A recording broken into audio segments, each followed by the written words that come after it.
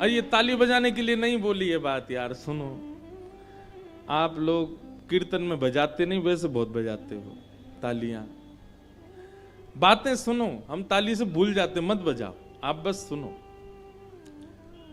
तो ये बात मैं इसलिए कह रहा हूं कि लोग बाग ये भी तो कह सकते हैं तो फिर आप उपदेश कर रहे हो, स्वयं में सहनशीलता नहीं है। हाँ, नहीं थी किसी समय पर धीरे धीरे ज्यों ज्यों भागवत जी के आश्रय में बढ़ते जा रहे हैं, सहनशीलता आ रही है।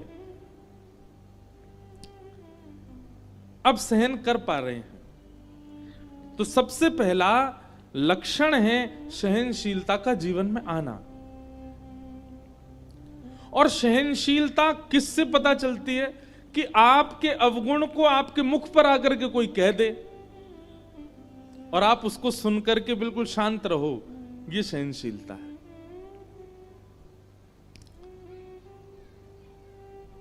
जिसका चित्त शुद्ध होगा ना, वो सहन कर लेगा।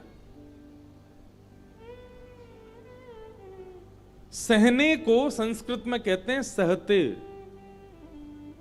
और सहते शब्द के दो अर्थ होते हैं, एक होता है सहना और एक होता है जीतना।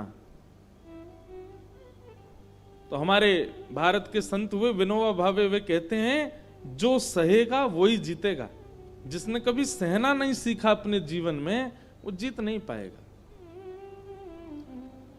इसलिए जिसका चित्त शुद्ध है, और चित्त शुद्ध व्यक्ति को ही भगवत प्राप्ति होती है। जिसका चित्त शुद्ध है, उसका प्रथम लक्षण होगा कि वो सहन करना जानता होगा।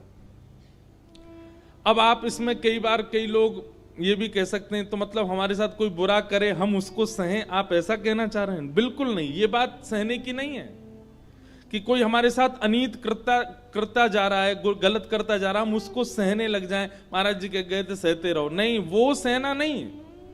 सहना किस रूप में? जैसे माता पिता बालक के भलाई के लिए कुछ कहते हैं तो बालक उत्तेजित हो जाता है और बालक माता पिता को पलट जवाब देता है, वहां पर सहना है। पत्नी पति का आपस में विवाद हो जाए, पत्नी तेज चिल्ला रही है तो पति सह ले, और पति चिल्ला रहा है तो पत्नी सह ले, वहां दोनों सह लें। उससे ऊपर बात चली जाए कि बाल वाले खींच लिए तो मत सहना। वाणी तक की बात है, सीधी बात। आपके ईगो के ऊपर जब कोई बात करे, आपके स्वाभिमान के ऊपर बात करे, तो आप थोड़ा सह लो। कोई अधर्म के द्वारा आपके ऊपर आक्रमण कर रहा है, वो नहीं सहना है, दीन बन करके सह लो। सहनशीलता। कोई आकर के आपका अवगुण कह दे, अरे भाई तुम कुछ भी कहो, थोड़े से ना थोड़े लालची लगते हैं हमको। हाँ ठीक है भैया, तुझे लगे होंगे तो होंगे भैया, बुरा मत मानना, आप में सारे गुण है, पर आप जो है थोड़ा सा क्रोधी ज्यादा लगते हैं हमको। हाँ भैया होंगे, सह लो। थोड़ा सहना सीखो। ये एक शुद्ध चित्त वाले का लक्षण होता है, वो सहता है।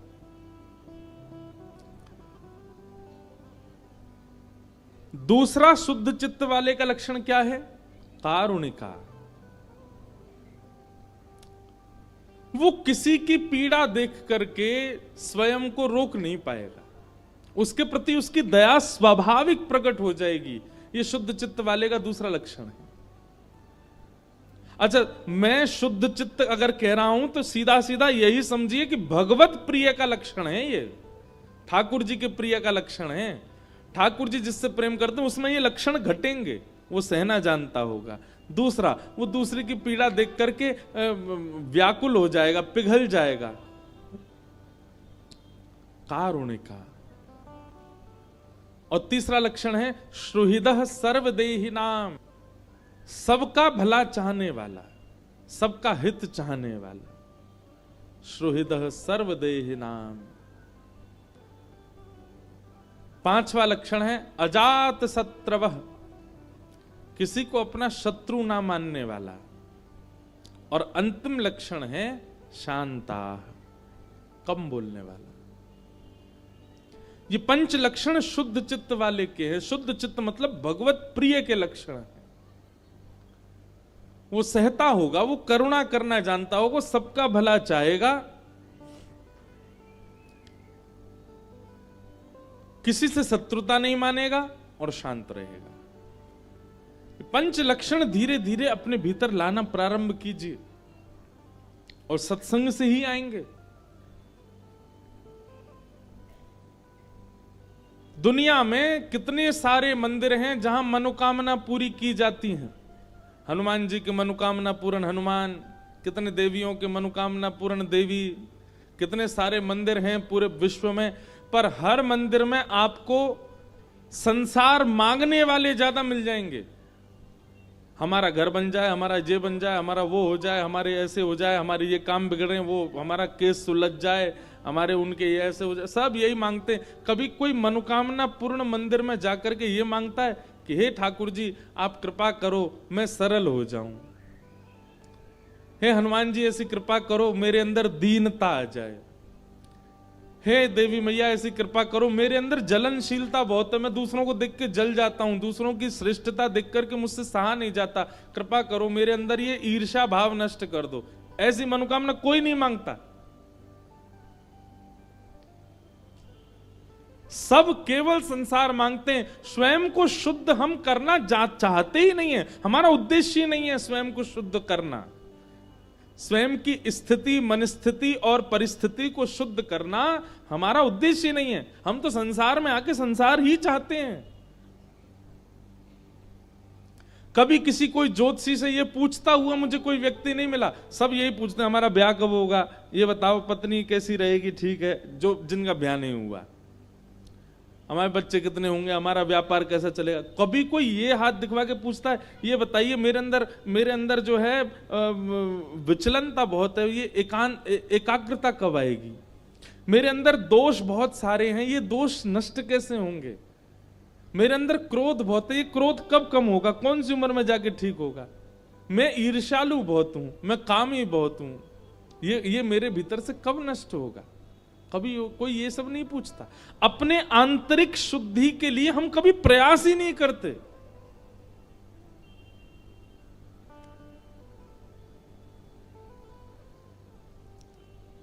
कोई भी ऐसा सिद्ध स्थान होता है कस्बे में, गांव में, शहर में, जहां पर कुछ बांध दो या कुछ दे आओ तो मनोकामना पूरी हो जाती है। जाइए और अब की बार हमारे कहने से अपने अवगुणों की लिस्ट बांध करके आइए। हम में कितने अवगुण हैं, हम में काम है, क्रोध है, लोभ है, ईर्ष्या है, द्वेष है, हम ऐसे हैं, हम सरल नहीं हैं, हम दीन नहीं हैं, हमारे अंदर अभिमान बहुत व्यापक हो गया है। ये सारी लिस्ट बना के वो मांग करके आओ। आपकी बारी संसारी भावना भले पूरी ना हो पर ये मनोकामना जरूर पूरी हो जाएगी। ठाकुर जी भी प्रसन्न हो जाएंगे, देने वाले देवी देवता भी खुश हो जाएंगे। देखो अपने आंतरिक शुद्धि को मांगने आया है।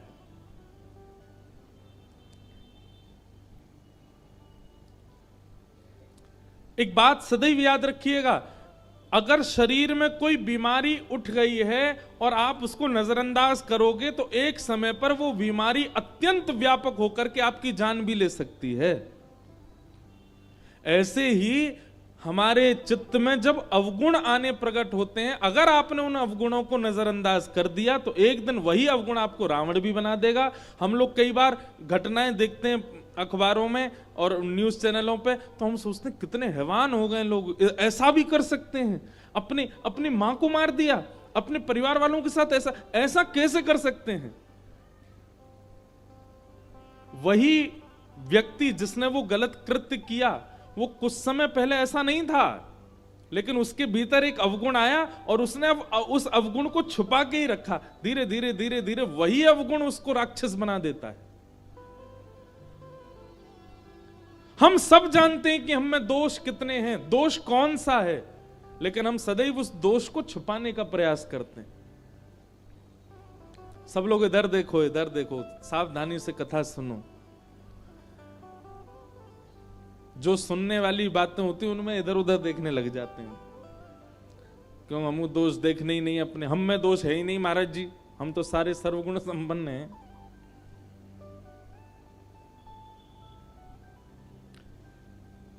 इसलिए हम गुणों का प्रकाश ज्यादा करते हैं। हमसे इतने लोग मिलने आते हैं सुबह, जब उनसे बात करते हैं ना तो सब लोग अपने गुण ही बताएंगे। हर महीने जाता हूं महाराज जी वृंदावन। ये क्यों नहीं बताया कि हर हफ्ते क्लब भी जाते हो?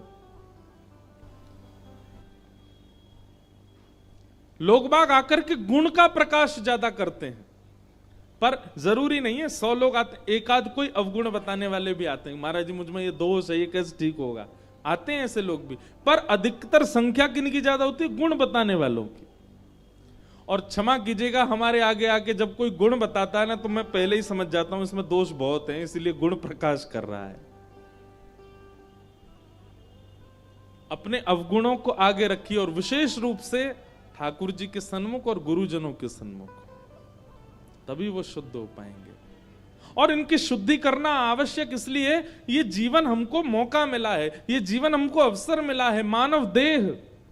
अगर इस देह में आकर के भी हमने अपने अपने अवगुणों को शुद्ध नहीं किया, तो इसके अलावा अन्य किसी प्रजाति में, अन्य किसी योनि में आप अवगुण शुद्ध नहीं कर पाओगे। केवल मानव, बंदर अपने अवगुण नहीं सुधार सकता, गधा अपने अवगुण नहीं सुधार सकता, मछली अपने अवगुण नहीं सुधार सकती, पर वही प्रेतात्मा जब भटकती भटकती भटकती जब मानव बनती है, तो मानव बनकर के भगवान उसको एक सौभाग्य देते हैं कि तू अपना अवगुण सुधार। मानव सुधरना जानता और कोई नहीं सुधर सकता, लेकिन फिर भी मानव सुधरना नहीं चाहता है।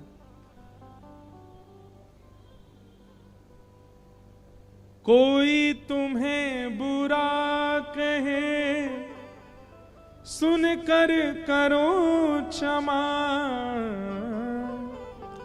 अपनी वाणी का स्वर संभाल लो, बस हो गया भजन,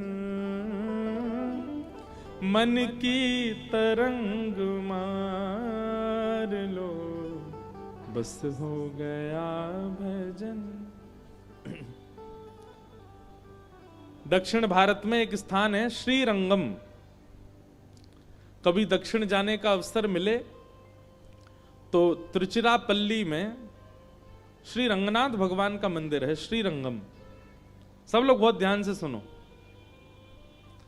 तो वहां श्रीरंगम में भगवान पौढ़ानाथ शेषनाग पर पौढ़े हुए हैं ठाकुर जी। वहीं भाष्यकार श्री रामानुजाचार्य जी महाराज विराजते थे। हमारा इष्ट स्थान वही है, हमारा गुरु स्थान भी वही है।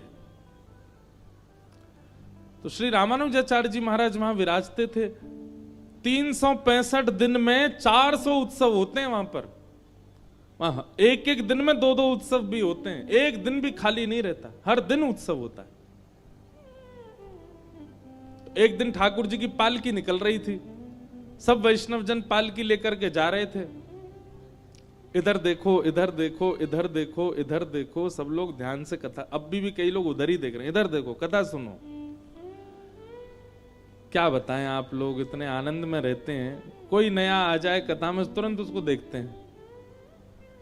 हम यहाँ बढ़िया कपड़ा पकड़ा पहन के बैठे हैं, सुंदर सलोने से बन के बैठे, हमको देखो, काहे को देख रहे हो इधर उधर? इसलिए नहीं बैठे कि हमको नजर लगाओ, इसलिए बैठे कि हमारी बात सुनो। नजर लगने लायक कुछ है भी नहीं, लेकिन बातें सुनो भैया, हम कथा सुनाने आए हैं। ये दुनिया, इन्हीं लोगों को आप रोज ही देखते हो, और इससे बढ़िया पंडाल के बाहर चले जाओ, बस इतनी निकलनी, हमको तो वही दिखती रहती है।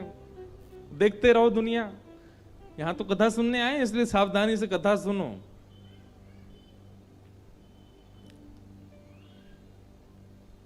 क्या बता रहा था मैं, भूल गया।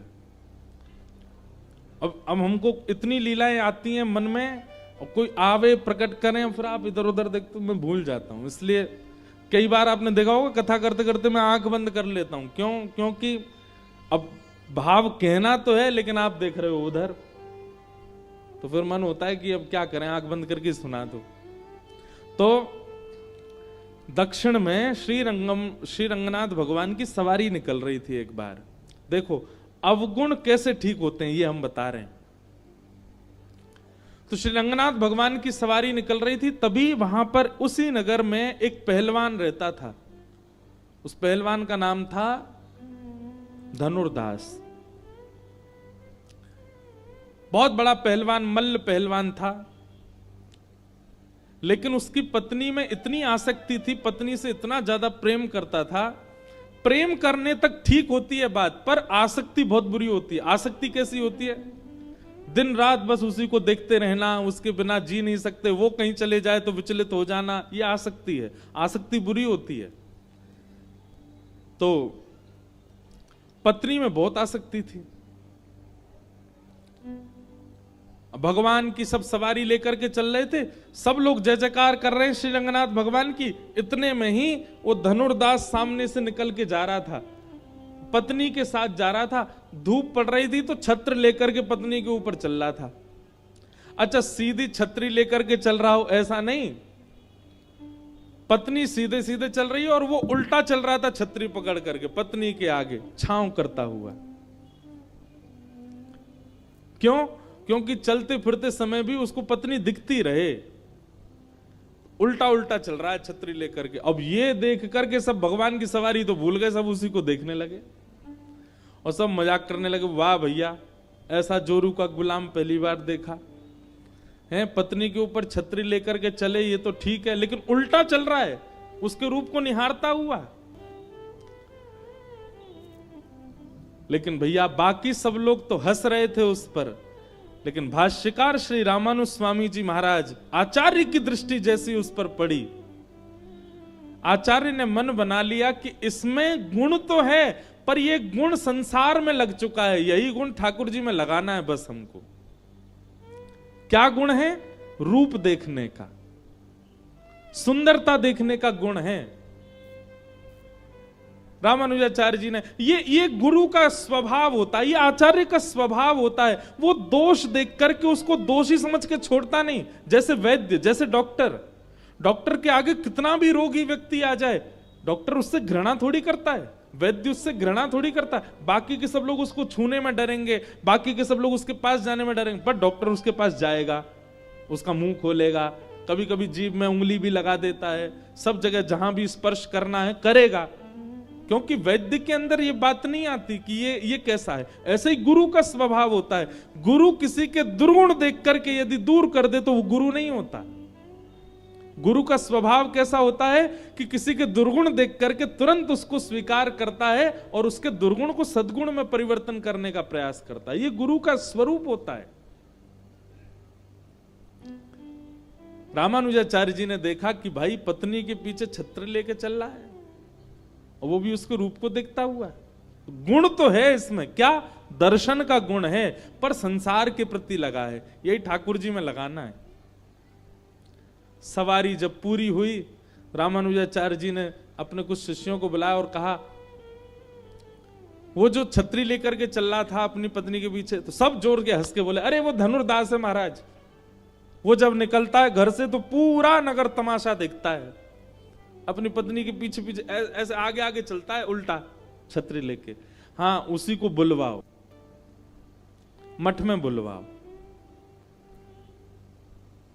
सब वैष्णव विचार करने लगे, वो इतना दोषी व्यक्ति, इतना दुर्गुण युक्त व्यक्ति, इतना कामी व्यक्ति, और आचार्य उसको मठ में बुला रहे हैं। सब गए और धनुर्दास के पास जाके कहा, बोले श्रीमद रामानुजाचार्य जी महाराज ने आपको बुलाया है, चलो।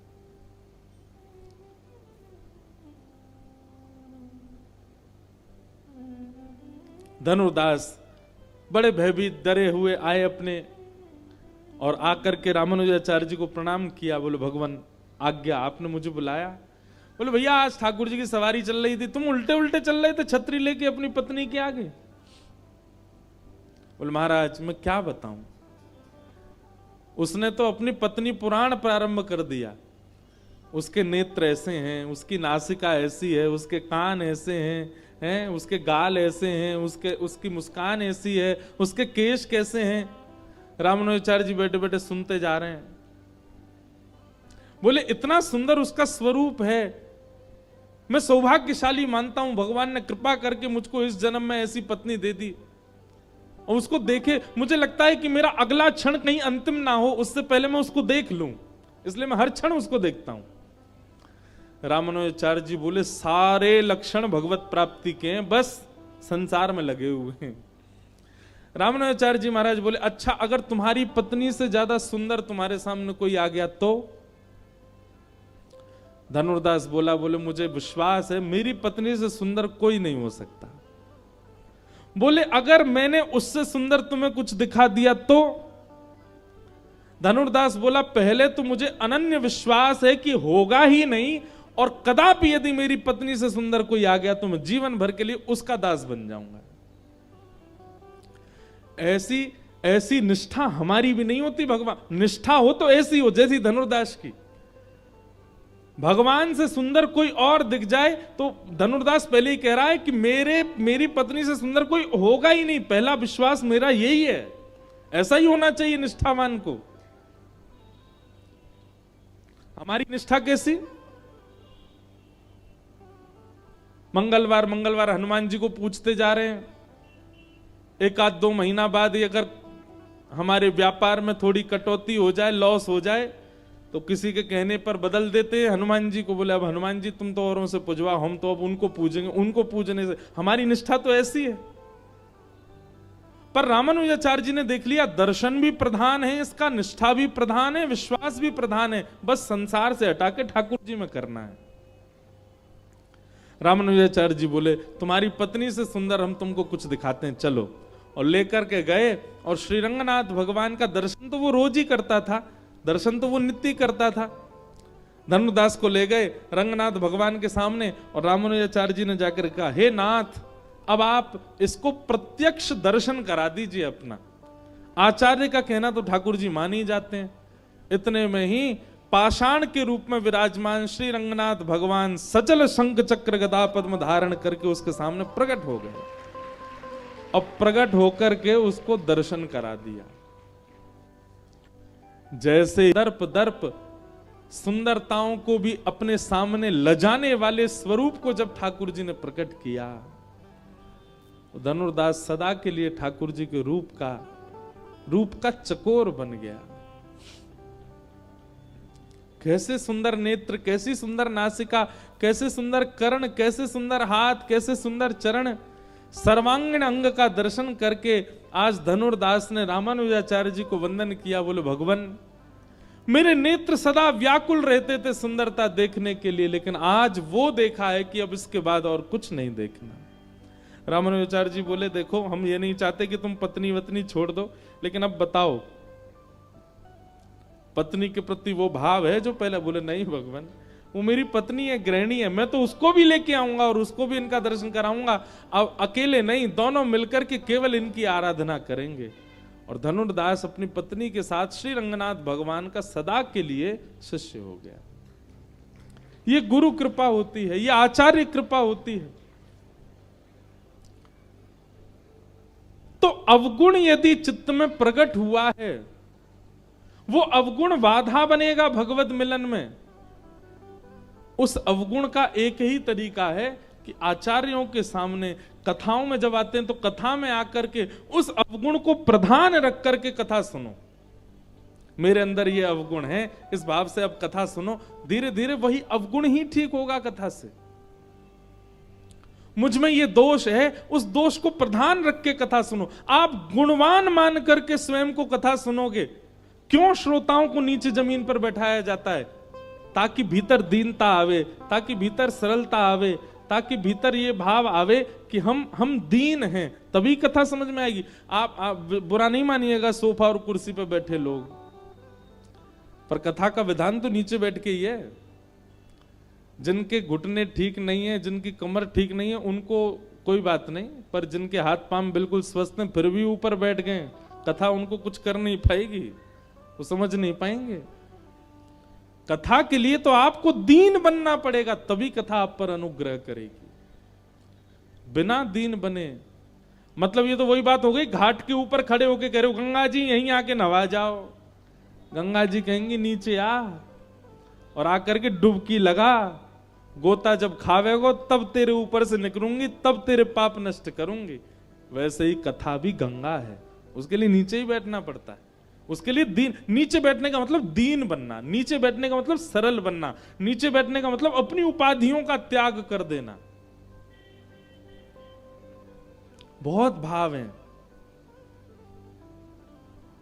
और भैया एक बात सुनिएगा, ये 4 दिन से जो ये इतने ज्ञान के प्रसंग चल रहे हैं ना, वो इसलिए चल रहे हैं ताकि रस प्रसंग में जाओ तो कहीं उसमें आप में कोई अपराध ना बन जाए।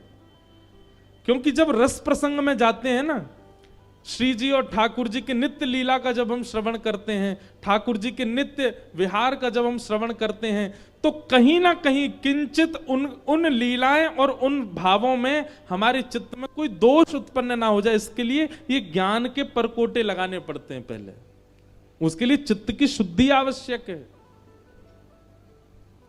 इसलिए आप सब में देखो, हम लोग गुणवान नहीं है, बहुत अवगुण है हमारे अंदर। उन अवगुणों को अभी चिंतन कर लो यहीं बैठे बैठे, मेरे अंदर क्या क्या अवगुण है जो आपको पता है और हम सबको पता है हमारे अंदर अवगुण क्या है।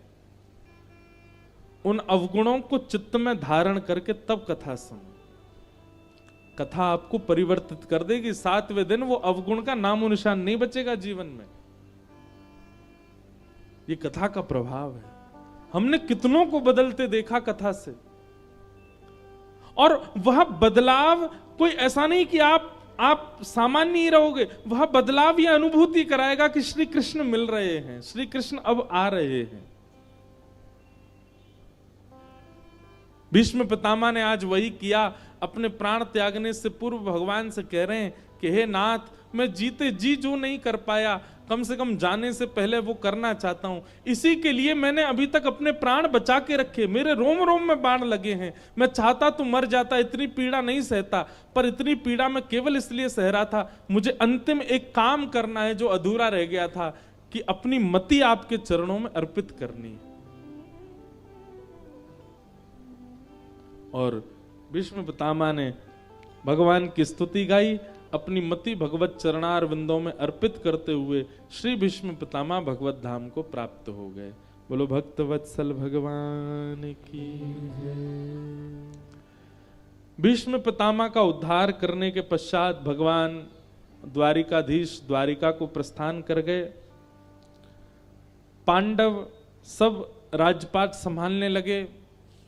तभी उस बालक ने जन्म लिया जिस बालक की भगवान ने गर्भ में जाके रक्षा की थी। कल हम सुन रहे थे उत्तरा के गर्भ के बालक की, और भगवान ने उस बालक की रक्षा की। जन्म लेते ही ब्राह्मणों ने उस बालक का नामकरण संस्कार किया और बालक का नाम हुआ परीक्षित। परीक्षित का जन्म हुआ।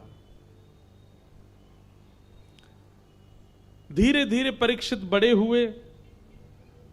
एक दिन